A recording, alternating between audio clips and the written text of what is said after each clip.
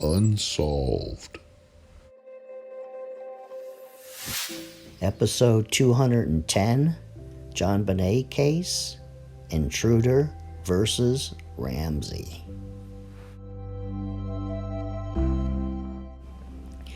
Okay, in this episode, I'm going to present the case against Glenn Meyer and then against Burke Ramsey. But I don't want you to think of it as Glenn Meyer is the only intruder that could have done it when I present that case.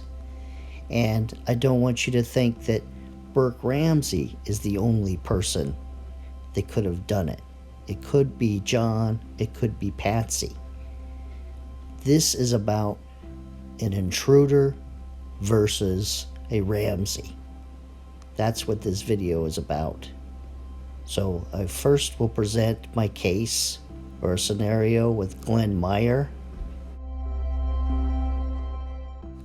First, here's a photograph of Glenn Meyer with his third wife, I believe, taken in the 1980s sometime. And Glenn Meyer was 64 years old when JonBenet was murdered. And I want to show that even though he was heavier, he was still fit. And it's not like he was feeble or not mobile. And so here's a photograph of Glenn in high school and what he looked like. And he was involved in track. And not only was he involved in track, he was very good. And I have other newspaper clippings of him, from the internet, of him winning meets with record times.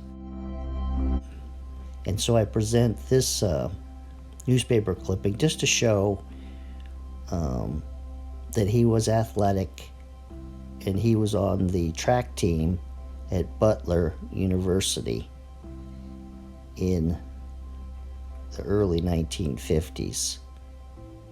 And he went to college for 3 years. And I guess he dropped out. Not sure what happened there.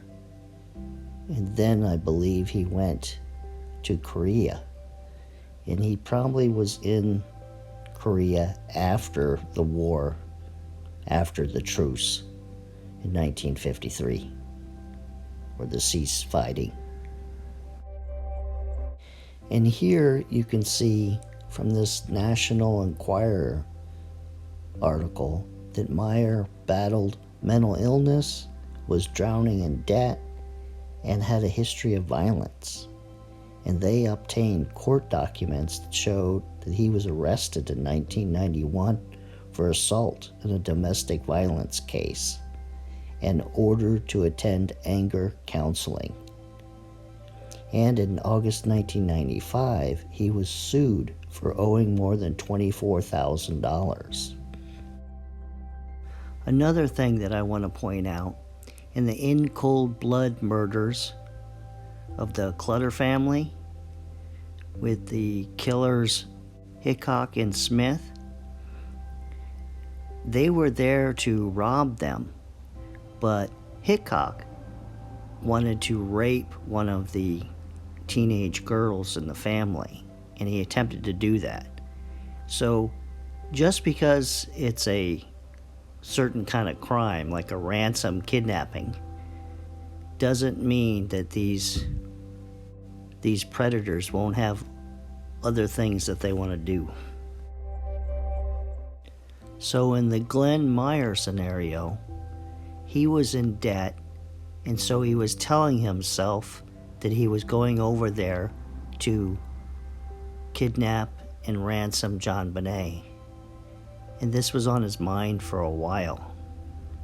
And so on December 23rd, when the Ramseys had the Christmas party for the kids with Santa Claus, he went over there to see JonBenet and the house.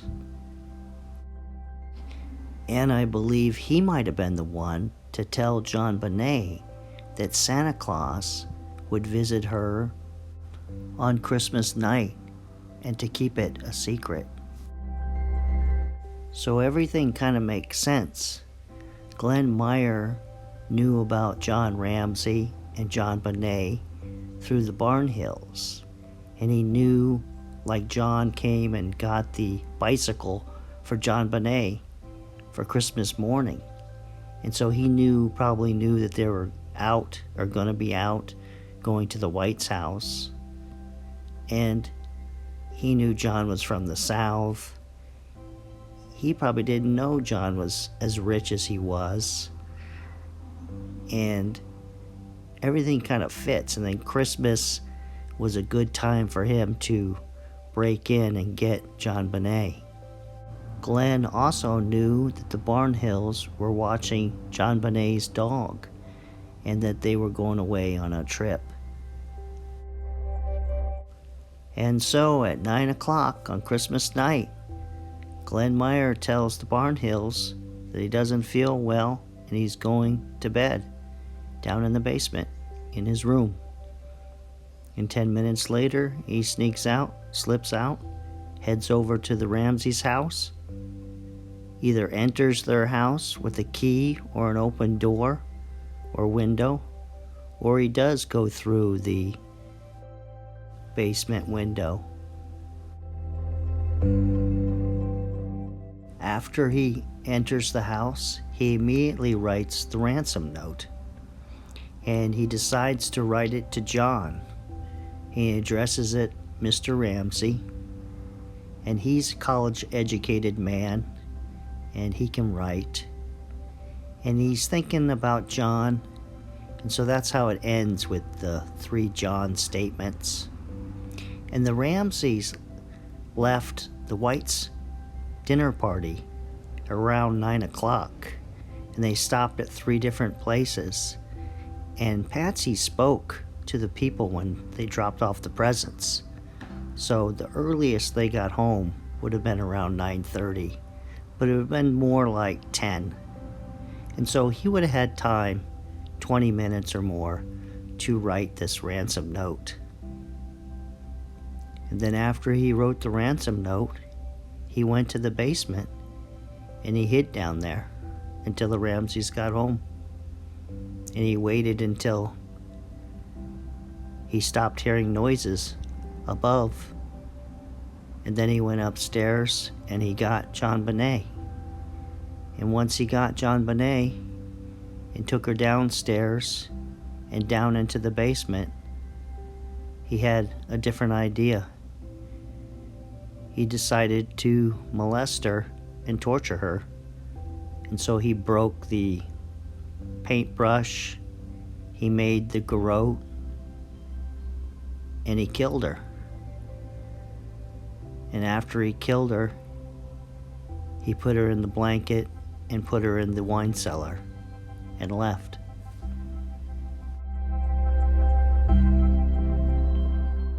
So now I'll present the scenario that either John, Patsy, or Burke killed JonBenet, and John and Patsy covered it up. I can tell you unequivocally that if you show me a body that has been cared for after the victim was murdered, in 99% of the cases, if not 100% of the cases, the perpetrator is someone who is intimately familiar with the victim. The scenario that the Ramseys did it is basically pretty simple. The kids, Burke and JonBenet, got into the pineapple on their own. And JonBenet used this serving spoon to eat the pineapple. And either Burke got very angry at JonBenet and he hit her over the head with the flashlight, or Patsy was asleep, or she was up, but let's say she was asleep, she heard a commotion downstairs, she came downstairs with the flashlight, and she thought there was like an intruder, and so she went downstairs and was very frightened, and then she was startled and shocked when she saw one of the kids maybe jump out and that scared her. And I don't know if you've had this experience, but when people get scared, they get very angry. And so Patsy saw like the china out and them playing and up when they were supposed to be in bed, and she went to strike somebody, and she struck JonBenet in the head with the flashlight. And then finally John Ramsey, same basic scenario. He came downstairs scared of what was going on downstairs in the dark around midnight. He was shocked and scared, and he struck JonBenet with the flashlight. And after JonBenet was hit in the head, there was some period of time, about an hour or so, and then they covered it up. They took her downstairs to the basement and staged a murder that didn't occur.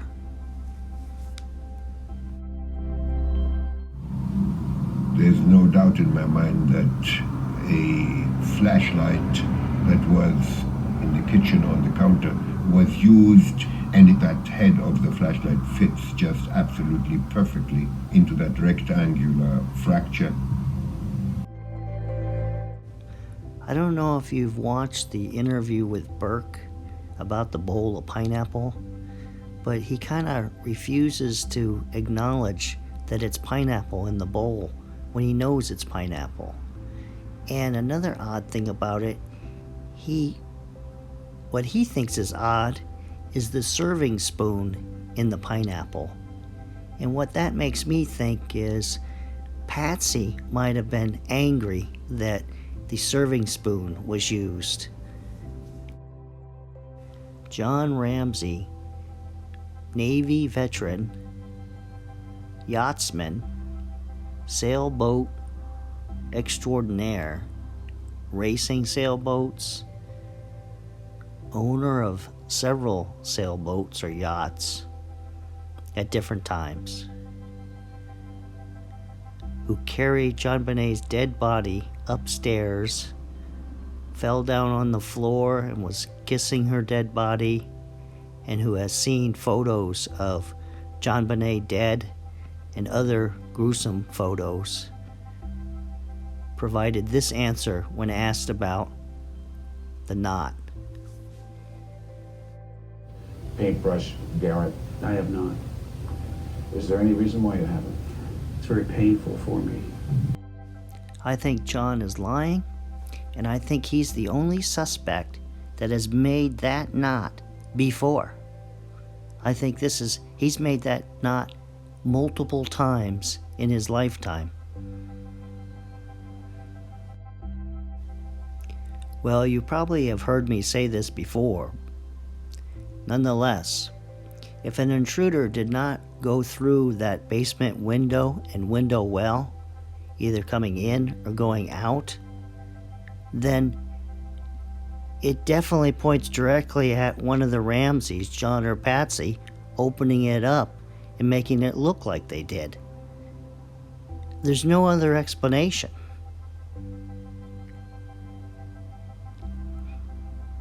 And then also, here's a look at a crime scene photo with snow. I've heard people say that there was no snow outside. Well, that looks like snow to me. The final point that I'd like to make about the Ramseys being guilty is the duct tape on JonBenet's mouth. Supposedly, it wasn't moved. She didn't try to remove it from her mouth by moving her mouth around or pushing her tongue against it. So, why would someone put duct tape on her mouth after she was already dead?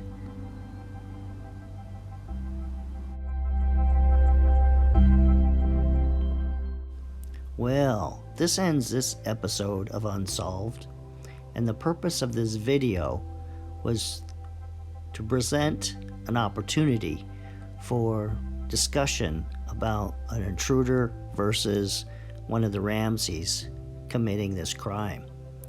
And I know I probably left stuff out. There was a whole bunch of things to think about while making this video. But I think I'll put a poll question out there and see what kind of discussion or comments that are left on the video. So I'll see you the next time. And there should be a video tomorrow night about the Zodiac Killer case.